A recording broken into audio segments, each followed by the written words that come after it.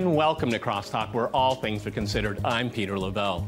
Attempted forced regime change in Venezuela, brought to you by the Trump administration. Washington's gross interference in the internal affairs of this Latin American country is risky, illegal, and the possibility of large-scale violence is very real. One thing is certain, the people of Venezuela will suffer the most.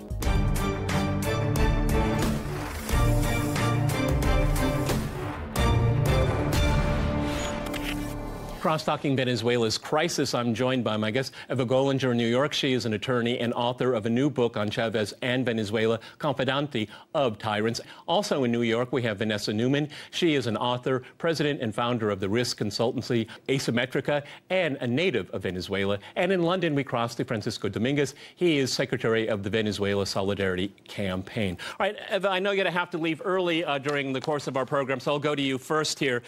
Do you have any idea how the people of Venezuela think about the likes of Donald Trump, Mike Pompeo, John Bolton, Debbie Wasserman Schultz, and Marco Rubio determining the fate of Venezuela and its people? Go ahead, Eva, in New York. Look, I think a majority of Venezuelans obviously are discontent with the situation in their country presently. There's a severe economic crisis. Nobody can deny that. There's controversy over who is the cause of this crisis, how much of it is the result of the government's mismanagement and corruption versus how much of it is the result of an ongoing economic warfare campaign and the sanctions imposed by the United States. But I would say overall, a majority of Venezuelans reject international interference in their internal affairs. And certainly, you know, Trump is seen, as he is seen around the world, as this sort of emblematic figure of, you know, what the U.S. capitalist class looks like, of someone who, despite his rhetoric on not intervening in the affairs of other nations, has clearly shown through his so-called America First policy that, you know, it's America crush others first. And when we bring back into the course the likes of John Bolton, you know, a salivating war hawk, and then others such as Elliot Abrams, who's a convicted war criminal, obviously, to oversee an operation of regime change in Venezuela, there's a lot of concern over where this is going. Now, there are those Venezuelans in the opposition camp that have been calling not only for the sanctions to be imposed against their own country, despite the impact that it's having on ordinary Venezuelan people, but also for U.S. intervention, including some who've been calling directly for military intervention.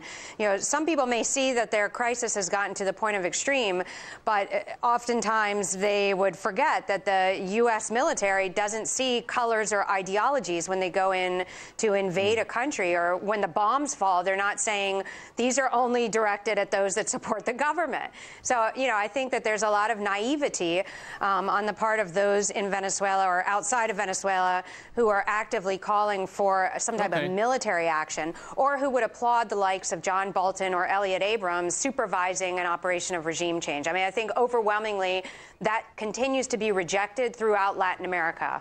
Okay, Vanessa, in New York, I mean, there was a widely circulated picture of John Bolton with a legal yellow pad, which he obviously wanted the media to say and to see, and it said 5,000 troops to Colombia. I mean, how do you feel, being a native of Venezuela, that outsiders want to determine the fate of the country? I think I would agree with Eva Golinger. You know, there's a catastrophe being played out in Venezuela, and its poor governance, corruption.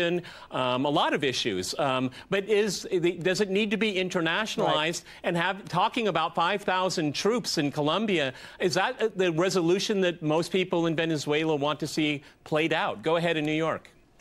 Hi, thank you for having me on. I disagree very strongly with what Eva Golinger said, and also with your characterization. Frankly, I think it's an insult to the sovereignty of the Venezuelan people to have either Russia or the U.S., or particularly Russia, depict this as a U.S. intervention. We have had decades of 2 decades of horrors under the Chavista regime, which I have well documented in dozens of articles. Yeah, and we have thousands of people who have been murdered. Vanessa, Wait a minute. No. Would you answer my question? Who have been murdered. This is our movement. Would you answer my question? This is my movement. Do you want to see your country's problems resolved by outsiders, particularly residing in Washington, D.C.? That is my question. Can you answer it, please? Our problems are being resolved by us. This is our Constitution. Maduro was never supposed to, according to the Constitution that Hugo Chavez drafted in 1999, we are abiding by its laws. We, the Guaidó regime, the Guaidó administration, and the opposition is abiding by the laws that Hugo Chavez wrote in 1999. Okay. Maduro is not. Let me ask. Maduro should never have been president in 2013. You don't want this is not a coup. You don't want to answer my question. State of law. You don't want to answer my question. So I will ask the same question to Francisco. Francisco, how do you feel when you see an outside power, superpower, the United States, that has a quite deplorable history in the Western Hemisphere when it comes to regime change and forcing political facts? It seems like it's being played out all over again in light of all the other failed regime attempts that we've seen in this century alone. We see Iraq, Afghanistan, we see Libya, we see Syria, we see Ukraine. As a matter of fact, what's going on in Venezuela now is very much akin to what happened to Ukraine in 2014. Go ahead, Francisco. I think it's absolutely outrageous, the very idea that the United States not only organized and orchestrated the crisis, or a great deal of the crisis, that Venezuela is going through financial sanctions, the strangulation of the economy, and so forth, and then blaming the victim and creating the conditions internationally of a coalition of the willing to try to intervene in the internal affairs of Venezuela by changing regime in the following manner: by identifying a right-wing or opposition politician, then getting them to actually declare themselves, to self-proclaim themselves interim president, then the United States proceeding to recognize it, and then after that, using all sorts of foul means, you need to mention only Elliot Abrams to know what I'm talking about, in order to actually proceed to bring about that regime change. This is completely outrageous, and it means, if they were to get away with it, it means that no government in the region, whether it will have left-wing, progressive or otherwise, is safe after their possible successful operation in Venezuela. It is absolutely outrageous. I think Latin America had enough of this, and most of the region, regardless of ideological differences, actually are very worried and extremely concerned, because they know that this is what it means, and they tend to, most of them, oppose military intervention, and it's a disgrace, I must say this, that people from Venezuela themselves actually First of all, nobody's talking about military intervention. Nobody's talking about military intervention. For their attack, for their country. Well, maybe John. Only the Russians. Only the Russians. It's John Bolton that's talking about it here. Only the Russians. Let me go to. Only the Russians. Fine. It's Russia's fault. It's always Russia's fault. It's fine. Okay. Let me go to Eva. Let me quote you something that John Bolton said to Fox News. It would make a big difference to the United States economically if we could have American oil companies invest in and produce the oil capacities of Venezuela. So I guess in this sense, Bolton trumps Pompeo, because Pompeo says it's about democracy. John Bolton, honest as he is, said it's about oil. Go ahead, Eva. I think it's clear from U.S. interventions around the world that it's never about democracy or human rights. It's about U.S. strategic interests. I think we need to go back a little bit in history because, Venezuela has the largest oil reserves on the planet. Oil was nationalized in 1976. It wasn't done under the Chavez administration or Maduro. But the oil industry in Venezuela increasingly was being managed as a private corporation benefiting an elite upper class in the country. And what happened was, as poverty grew throughout the 80s and 90s, so did widespread discontent and protests and economic crisis, very similar to things we're seeing today, just sort of on the flip side. And so by the time Hugo Chavez ran for office in 1998, the oil industry, PDVSA, the state-owned oil company, was on the verge of being privatized. The United States oil companies were the primary investors in Venezuela.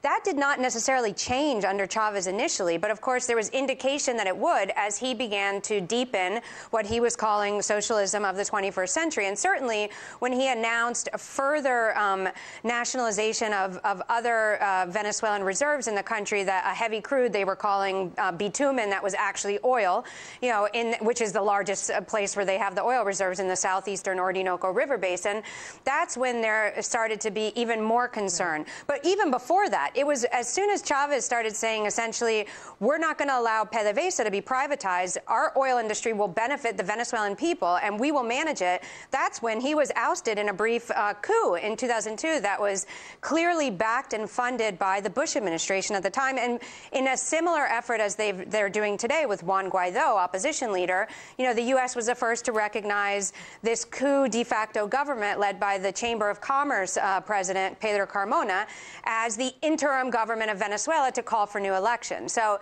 you know, those types of interests have continued throughout the country. I think we have to recognize, because there's a lot of tension and passions around Venezuela, there is a severe, deep crisis in the country. It's very divided. Yeah. But one of the primary reasons is the fact that from the beginning, when Chavez was first elected by millions of Venezuelans in totally legitimate and transparent elections recognized by the opposition, those that supported Chavez and Chavez himself were never recognized as credible and legitimate representatives of Venezuela by the opposition in Venezuela.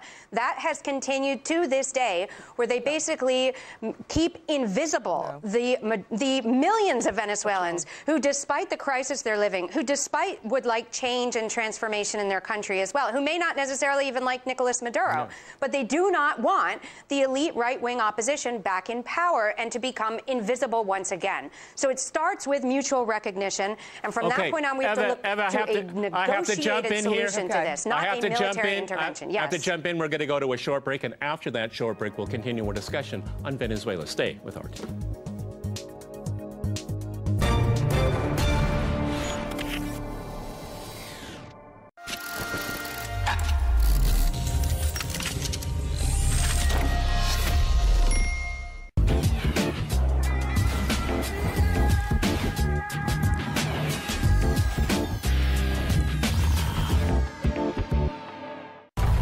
We see it jump from authoritarianism to totalitarianism, and we see it jump from thought crime to face crime. You know, Facebook should rename itself as face crime, because they are assisting and abating this move toward totalitarianism. And the question, I guess, is why? Why now? Why is totalitarianism rearing its ugly head in America at this time in history? أجمل سنين حياتي هي خلصتها كلها حروب وظلم وحصار. أنا بدأت العمل مع أطفال مشردين في العراق بعد 2003 بعد دخول القوات الأمريكية إلى العراق.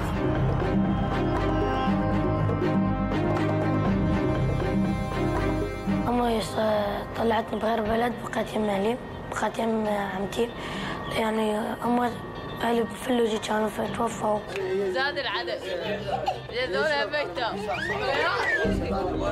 لأن عمامي شوفتهم صاروا ويا داعش، شردت من يوم، يعني ما أريد أبقى يوم، لأن بس أروح وياهم لحي يخلوني أصير طال وياهم.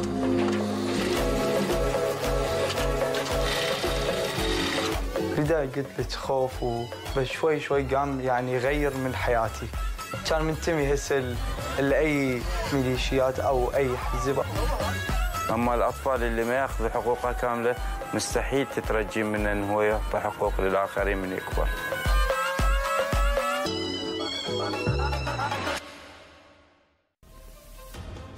I've been saying the numbers mean something. They matter. The U.S. has over $20 trillion in debt. More than 10 white-collar crimes happen each day. 85% of global wealth belongs to the ultra-rich, 8.6%. Markets saw a 30% rise last year, some with 400 to 500 trades per second. And Bitcoin rose to $20,000. China's building a $2.1 billion AI industrial park. But don't let the numbers overwhelm you. The only number you need to remember is one. One business show you can't afford to miss. The one and only Boom Bust. Join me every Thursday on The Alex Salmon Show, when I'll be speaking to guests on the world of politics, sport, business, and show business. I'll see you then.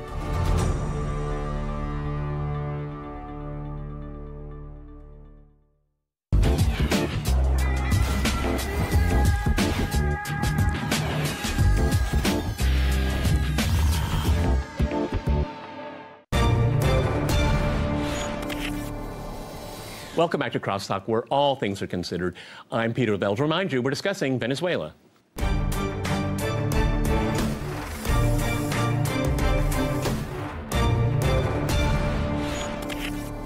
Okay, let me go to Vanessa in New York. Eva Golinger mentioned the nature of the opposition. How unified is it? Because, I mean, traditionally it has been, like so many other oppositions in the world, divided, a lot of egomaniacs. Why has this upstart been chosen? And is he genuinely popular? Because from what I've learned, less than 20% of the population ever heard of him before he swore himself in as interim president. So speak to the nature of the opposition. Go ahead, Vanessa. Great. Thank you for that question. And let me address it step by step.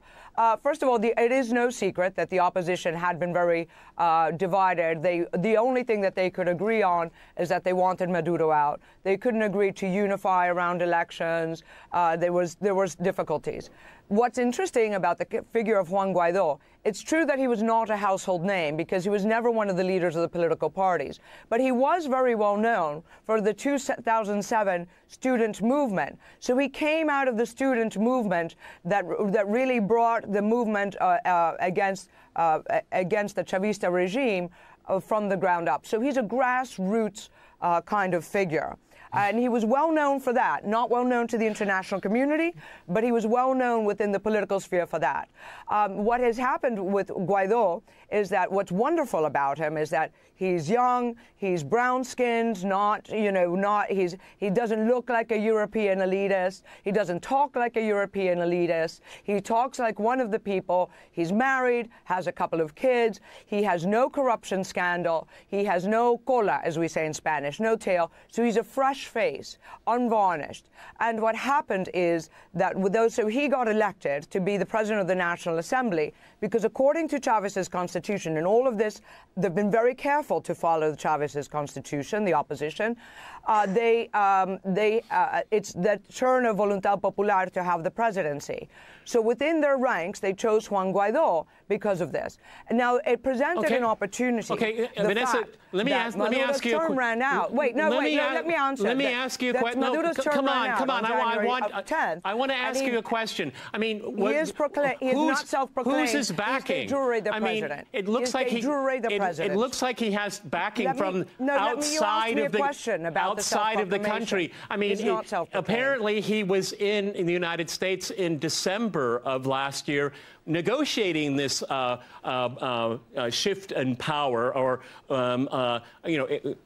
putting into play a forced regime change plan. I mean, it seems like his backers are not in Venezuela; they're outside here. Francisco, evaluate what we just heard about see that with the millions of people who turn out I want to learn, and love him and support him. Yeah, but they didn't participate in the last election. They boycotted it. So now they, you don't want to participate, but you don't like the outcomes here. Let me go to Francisco in London here. Excuse me. No, I am the host of this program, and I want to go to Francisco because I want to have equal time for everyone. It's not your show. Francisco, well, you're giving Eva Golinger more time. Well, because she has to leave in a minute or so. Francisco, is outside interference in Venezuela what's really needed right now? Because shouldn't there be some kind of negotiations here? Because it looks very obvious that Washington really wants to flip Venezuela in its direction. It's been trying to do it for decades. Now they have their Manchurian candidate in place. Their assets of the legitimate assets of the Venezuelan government are being taken away from them under dubious legal pretenses here, and funneling it into, it seems, to a private person. I mean, I don't know if that looks like corruption to me. Francisco in London, how do you react to that? Yeah, I mean, Maduro, whatever anybody may think about the Maduro government, Maduro has made appeals for dialogue on more than 400 occasions, that he's been able to organize at least 2 sets of dialogue sessions or periods, both of which nearly produced good results, including communiques. In other words, Maduro and sections of the opposition showed that it was possible to come to an understanding. Maduro called them to help him to address jointly the problems that the country faces. Now, this is the point in terms of external interference. All of those things are always torpedoed, mainly by the United States, using whatever influence it has on sections of the opposition in Venezuela. Pompeo took the matter to the Organization of American States, the Venezuelan issue, and he was defeated there, where the majority of the countries that participated in the emergency meeting decided that they prefer dialogue and negotiation rather than confrontation, and certainly they made it clear that they did not want external interference in the internal affairs of the country because it helps and exacerbates polarization. And Pompeo later on, after that, 3 days later, took the matter to the Security Council of the United States, where he was also defeated, and where the majority of the countries in that meeting took the decision to actually more or less the same as the Organization of American States. And we are talking about China, Russia, Mexico, South Africa, and other big players. So the United States actually totally ignores these recommendations, these decisions, and these defeats, and continues unabated with their absolutely determinedly fanatic regime change agenda. And all it's going to do is going to exacerbate the situation in Venezuela by making it worse. If the United States really wanted to help Venezuela, what it could do is to lift all the sanctions immediately, so that the poor people of Venezuela doesn't have to suffer that much. Okay, Eva, I know you're going to have to leave soon. I mean, there was a Spanish initiative that over the course of 2 years to negotiate between the government and the opposition, and at the very after 2 years of hard work, goodwill on the part of the Spaniards, the opposition just walked away. Why? Well, I think that is very important to point out, the fact that Maduro has been calling for dialogue. There have been very serious negotiations ongoing between certain sectors of the opposition. Of course, one of the problems, as you pointed out before and was discussed with your other guest, is that the opposition have been severely divided for years. Now they've rallied around this figure, but I wouldn't say that is necessarily stable. At the same time, their one demand has always stayed the same. It was the same under Chavez, which is why they tried to get him out in a coup. They tried to get him out in recall referendums. They tried to get him out through various electoral processes, all of which failed. They tried also with support from the international community, also failed.